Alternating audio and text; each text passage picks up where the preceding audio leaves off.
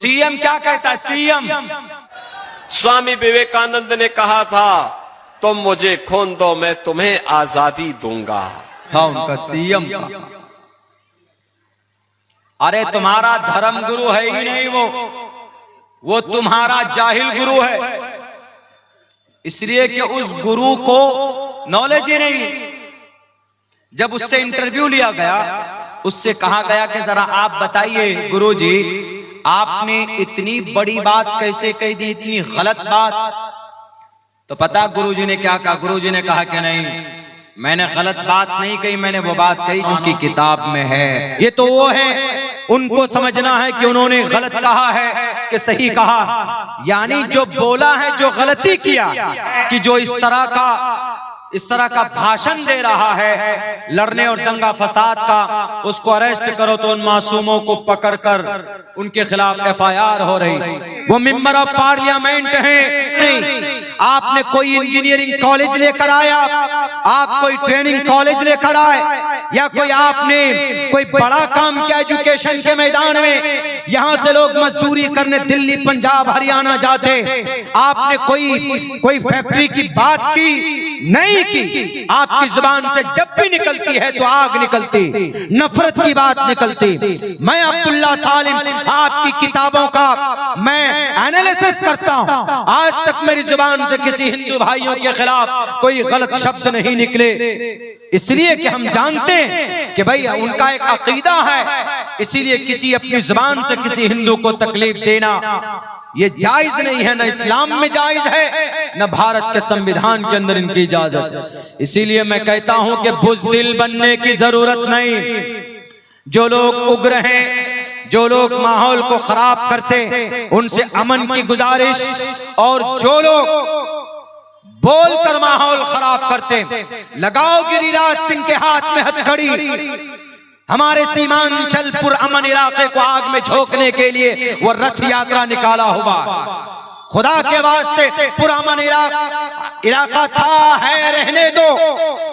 यहाँ के मुसलमान चंदा करके अपनी मस्जिद बनाते, अपने मदरसे चलाते, तुमसे भीख नहीं मांगते, मेहनत पसीने की कमाई से अपनी बीवी बाल बच्चों की परवरिश करते, तुम्हारे दरबार पर नहीं जाते भीख मांगने के लिए, मेहनत करना जानते हैं यहाँ के लोग। इसलिए खुदा के वास्ते इस तरह की बातें बिल्कुल नहीं होनी चाहिए। बात यहाँ चल रही थी कि चूंकि जैसे मस्जिद अक्सा जालिमों के कब्जे में है, उसको आजाद करने के लिए बड़े मुजाहिद पैदा किए अल्लाह ने, पैदा हुए।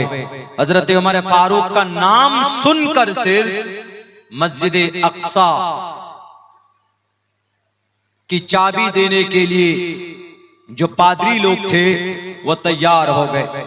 जब हजरत अमर बिन आस रजी अल्लाह ताला जो जर्नेल थे, जब लड़ाई हो रही थी, फलस्तीन के ऊपर जंग हो रही थी यहूदियों से मस्जिद अक्सा को आजाद करने के लिए, जब कुछ इलाकों को फतह कर लिया तो हजरत अमर बिन आस ने पादरी के सामने कहा कि ऐ पादरी, सरेंडर करो, चाबियां मेरे हवाले करो।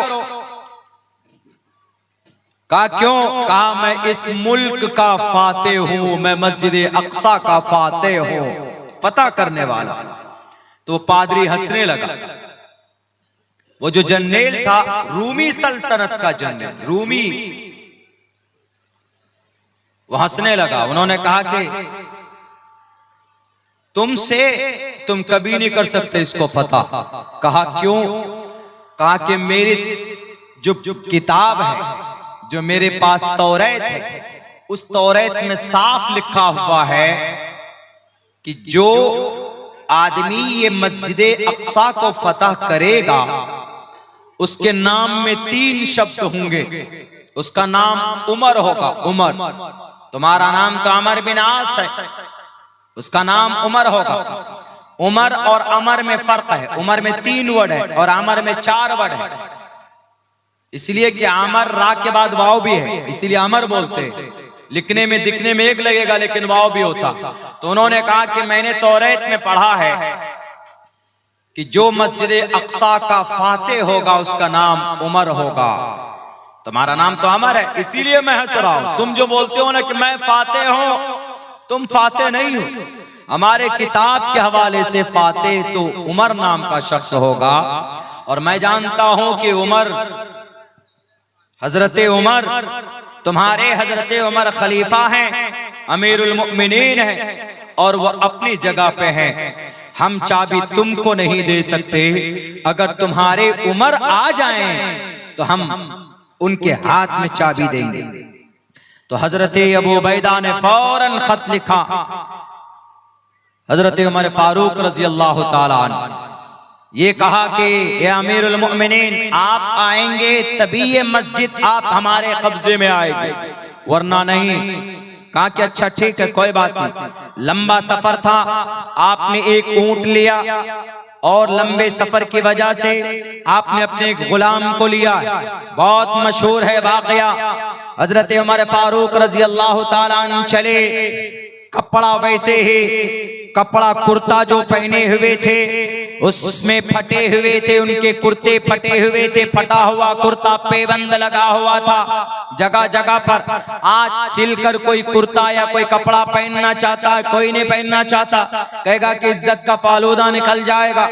मैं अक्सर जगहों में लंबे सफर में जाता हूं अपनी गाड़ी से, तो मैं अक्सर लुंगी इस्तेमाल करता हूं। कई मर्तबा मुझे लोगों ने कहा कि मौलाना क्यों लुंगी पहन कर जाते हैं, आपसे लोग मोहब्बत करते हैं तो क्या इतनी बेइज्जती। मैं ये कहता हूं कि आदमी की पहचान कपड़ों से नहीं होती। मुझे जिसको पहचानना होगा मेरी शक्ल से पहचान लेगा, और मुझे जो इज्जत मिली है अल्लाह तबारक व ताला के कुरान और हदीस की बातें करता हूँ, शरीयत की बात करता हूँ, तो उससे अल्लाह तबारक व ताला ने लोगों के बीच में तारुफ कराया है। मेरा ताल्लुक इससे नहीं है कि मैंने पैजामा पहन के रखा हुआ है कि नहीं है, मेरी इज्जत का ताल्लुक उससे नहीं है। तो हमारे फारूक रजी अल्लाह ताला अन्हु वैसे ही बहुत कोई खास कपड़ा नहीं, ऊंट पर बैठे, और उनके पास जो गुलाम था उस गुलाम से यूं भी कहा उमर फारूक ने कि मेरे गुलाम, तुम ये मत समझना कि मैं अमीरुल मोमिनीन हूं तो ऊंट पर बैठकर चलूंगा, तुम पैदल चलोगे, ऐसा नहीं है। बारी बारी कभी हजरत उमर बैठते, कभी उनका गुलाम बैठता। हजरत उमर नकेल पकड़ कर जाते। आजकल कोई दुनिया का सीएम, कोई पीएम ऐसा करेगा, कोई नहीं कर सकता, लेकिन उमर फारूक ने ऐसा किया। इसीलिए हमारे भारत के गांधी जी ने कहा कि उमर फारूक और अबू बकर सिद्दीक ऐसे हैं कि अगर इनका निजाम और सिस्टम आज इम्प्लीमेंट किया जाए, आज उन्होंने अपने जमाने में कही थी, तो हमारा भारत खुशहाल हो जाएगा, हमारे भारत के अंदर तरक्की होगी। क्यों? क्योंकि वो इतने बड़े ओहदे पर होने के बावजूद भी वो कौम और समाज के लिए बहुत ज्यादा मेहनत करते थे, कौम और समाज के लिए हमेशा फिक्रमंद रहते थे। इतनी दौलत की गद्दी पर बैठने के बावजूद कभी भी 1 रुपए उन्होंने मिसयूज नहीं होने दिया, गलत खर्च नहीं किया। जैसे आजकल का नेता गद्दी पे बैठेगा तो कौम के लिए जो पैसा आएगा तो उस कौम के पैसों को भी लूटेगा, जो माइनॉरिटीज के लिए जो फंड आएगा वो भी लूटेगा। सीमांचल के अंदर अभी सैलाब आया, ज्यादा से ज्यादा एक ब्लॉक में 200-300 लोगों के 7,000 रुपए ये भीख दे रहे हैं। आप भीख, बिहार के सीएम साहब वापस कर लो। 7,000 रुपए का तो हमारे शेरशाहबादी बिरादरी के लोग मटन खा जाते हैं। 7,000 रुपए का एक महीने के अंदर नहीं चाहिए आपकी ये भीख, आपको देना ही था तो एक किसान को कम से कम 50,000 रुपए का मुआवजा देते, जिनके धान खत्म हो गए, जो यहाँ की बेसिक फसल जो सैलाब में तबाह हो गए, जलकर और गलकर खत्म हो गए। उमर फारूक रजी अल्लाह ताला अन्हु हकदारों तक पहुंचाया करते थे। और उन्होंने कहा कितनी सादगी थी, जब वो पहुंचे, करीब पहुंचे हैं तो हजरत अबू उबैदा आए और एक बढ़िया सा जोड़ा लेकर आए, शेरवानी जुब्बा कुब्बा लेकर के आए। तो उन्होंने कहा कि अमीरुल मोमिनीन, यहाँ लोग चूंकि मुअद्दब हैं, ईसाई हैं, यहूदी है कुछ कुछ, और वो लोग अच्छे कपड़े पहनते हैं, उनके बीच में जाएंगे आप इस हालत में तो थोड़ी इंसल्ट ही होगी, हमारा इंसल्ट होगा, इसलिए अच्छे कपड़े पहनिए। तो उस वक्त उमर फारूक ने क्या जवाब दिया? आजकल कोई नहीं देता। उन्होंने कहा कि अल्लाह ने हमें इस्लाम के जरिए इज्जत दी है, हमें कपड़ों से इज्जत नहीं मिली। फौरन आपने पैना उठाकर फेंक दिया, फिर वही कपड़े पहन। जब चले गए सामने जो वो लोग थे पादरी लोग, उन्होंने सोचा आगे पीछे बॉडीगार्ड, Y+Z+ सिक्योरिटी, जैसे आज के जमाने में, यानी आगे भी लोग पीछे भी लोग होंगे, बीच में अमीरुल मोमिनीन होंगे, पूरा लाओ लश्कर लेकर आएंगे। वो यही समझ रहे थे। नाम पढ़ा था, कैफियत क्या होगी, हालत नहीं पड़ी थी अपनी किताब में उन्होंने। तो उन्होंने देखा कि अरे बहुत सीधे सादे कपड़े पहने हुए चले आ रहे हैं अपने दोस्तों के बीच में। देखकर मुतासिर हुए, ये वही उमर है जिनकी हुकूमत 22 लाख मुरब्बा मील के इलाके में, ये वही उमर है जिन्होंने ईरान और फारस को, कैसर और किसरा के तख्ते को पलट कर रख दिया। ये वही उमर है जिनको देखकर शैतान अपना रास्ता बदल लेता है। ये वही उमर है जिनके मंशा के मुताबिक अल्लाह ने आसमान से जमीन पर कुरान करीम की आयतें उतारी। ये वही उमर है।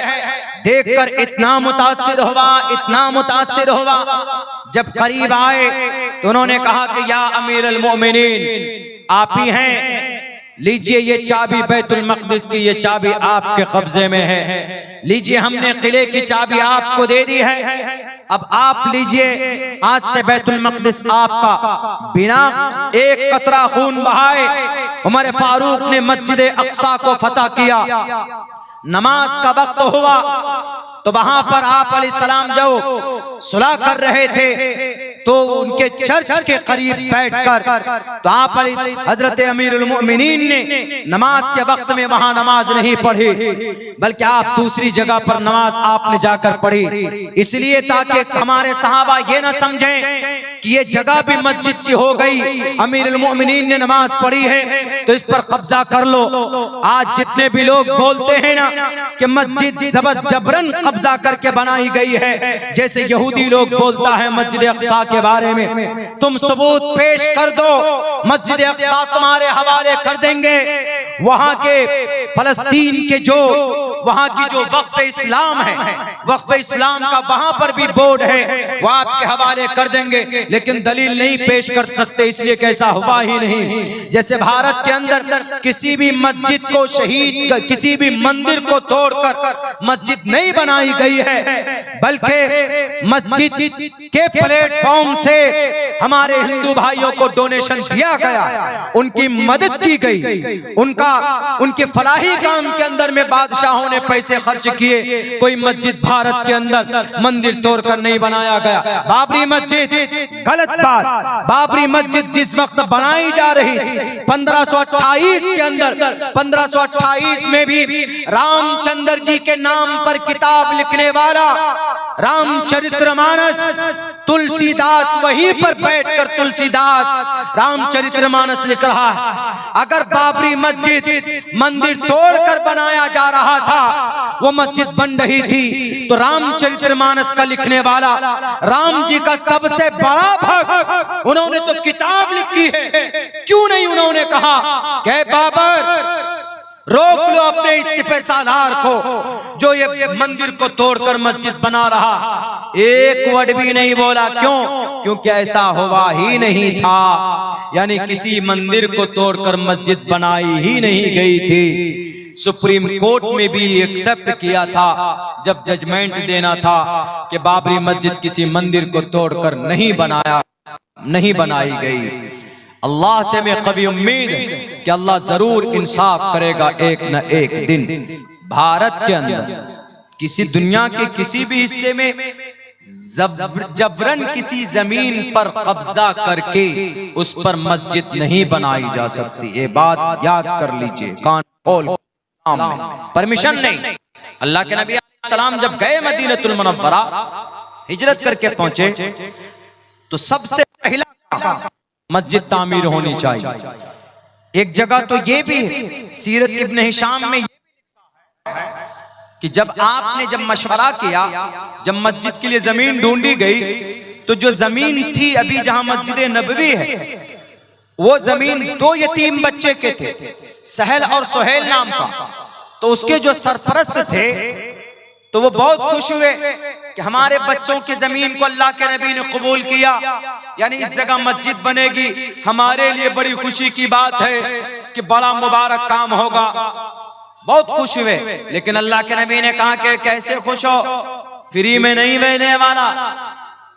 आजकल तो अगर अल्लाह के लिए कोई वक्फ कर दे जमीन तो ठीक है, लेकिन चूंकि मोहम्मद रसूलुल्लाह को यह पैगाम देना था कि जबरन बिल्कुल नहीं, ताकि कल चलकर कोई ये बात उठाता कि मस्जिद नबवी बनाई गई, जबरदस्ती जमीन पर एक भी पैसा नहीं दिया गया। अल्लाह के नबी अलैहिस्सलातु वस्सलाम ने 10 दीनार दिए और दीनार अदा करने वाले उन दोनों बच्चों को हजरत अबू बकर सिद्दीक रज़ी अल्लाह ताला अन्हु थे। उनके जरिए से 10 दीनार पैसे दिए गए। जमीन के ऊपर फिर आप अलैहिस्सलातु वस्सलाम ने खुद से तामीरी काम शुरू किया। मोहम्मद अलैहिस्सलाम खुद से मट्टी उठाते, गारा और पत्थर, गारा मतलब कीचड़। इधर तो हमारे तरफ घर नहीं बनता, लेकिन उत्तर प्रदेश चले जाएंगे तो वहां पर घर बनता है, गारे का, मट्टी और पत्थर का, ईंट का, ये सब का घर बनाते हैं वहां पे। तो आप अलैहिस्सलातु वस्सलाम ने वो जो वही रकबा मैंने कहा था कि 35 फीट चौड़ा और 30 फीट लंबा, वो जो मस्जिद नबवी बनाई गई, वो जमीन आप अलैहिस्सलातु वस्सलाम ने खरीद करके लिया, फ्री में नहीं लिया था। इससे साफ पता चलता है कि हड़प की हुई मस्जिद के जमीन पर मस्जिद नहीं बन सकती। ज्ञान रखेंगे तब ना, ज्ञान तो रखते नहीं, अनाप शनाप बात बोल देते। ये हमारे नबी के बारे में, आप अलैहिस्सलातु वस्सलाम के बारे में अभी क्या बात चल रही है।